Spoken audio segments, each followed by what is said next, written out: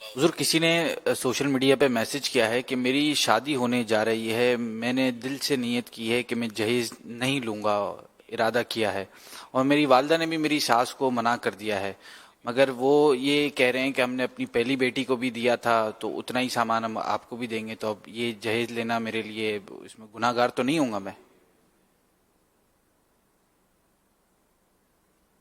جہیز وہ آپ کو دے کب رہے ہیں؟ تو اپنی بیٹی کو دے رہے ہیں، دینے دیجئے. منع دیکھو، وقت ایک سا نہیں رہتا.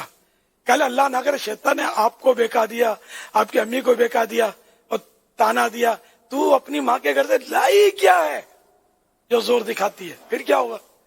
کیونکہ وہ قلب منقلب ہوتا ہے. قلب کے لفظی معنی ہے بدلنے والا. قلب یہ منقلب ہوتا ہے، بدلتا رہتا ہے.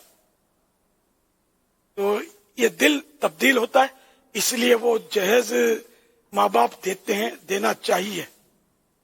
جتنی ان کی حیثیت ہو اتنا دیں.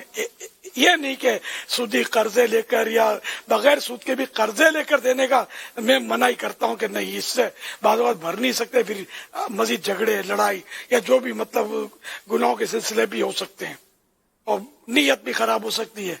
وہ اگلا مانگتا نہیں ہے تو دینا کس نے؟ تو اس لیے وہ جو اپنی حیثیت ہے اپنی بیٹی کو دے. جہیز بیٹی کا ہوتا ہے، شوہر کا نہیں ہوتا. شوہر کو استعمال کرنے کی اجازت ہوتی ہے، سب کو اجازت ہوتی ہے، وہ جو بھی عرف و عادت ہے اس کے مطابق. لیکن اصل مالک کا جو ہے نا، یہ وہ ہوتی ہے جہیز کی، جو دلہن ہے وہ ہوتی ہے. تو خیر آپ نے یہ کہا کہ نہیں دینا وغیرہ، امی نے کہا نہیں، اچھا جذبہ ہے، لیکن ایسا میرا مشورہ ہے کہ ایسا کوئی بھی نہ کرے. ہاں، ڈیمانڈ بالکل نہ کرے.